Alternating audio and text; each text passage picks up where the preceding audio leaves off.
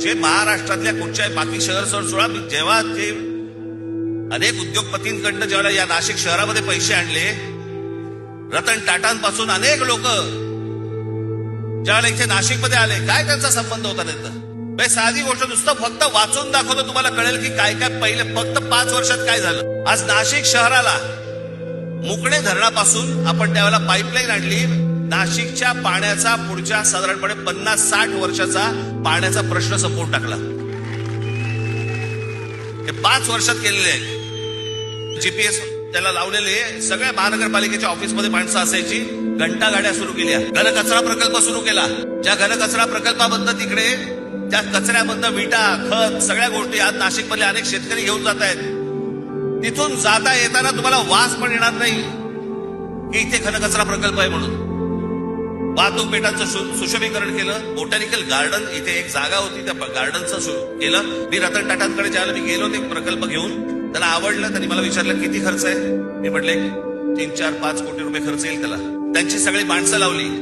सरकारकडनं सगळ्या परवानग्या बिरवाग्या सगळं आलं. कामाला सुरुवात झाली आणि प्रकल्प वाढत वाढत वाढत वाढत गेला. त्यांचीच माणसं करवली.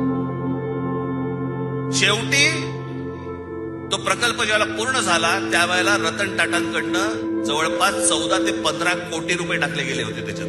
त्या बोटॅनिकल गार्डनची काय अवस्था करून ठेवली आज गेल्या 5 वर्षात. सगळं उद्ध्वस्त करून टाकलं. सगळी ती बेट उद्ध्वस्त केली. सगळ्याच गोष्टी उद्ध्वस्त केल्या. इथे तुमचे ते चिल्ड्रन एज्युकेशन पार्क, गोदा पार्कचं जॉगिंग ट्रॅक, स्वर्गीय माननीय बाळासाहेब ठाकरेंच्या नावाने ऐतिहासिक ते शस्त्र संग्रहालय केलं होतं, ते उद्ध्वस्त करून टाकलं.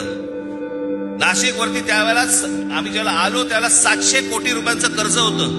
हे नाशिक महानगरपालिका 700 कोटी कर्ज मुक्त महानगरपालिका त्यावेळेला आम्ही करून दिली.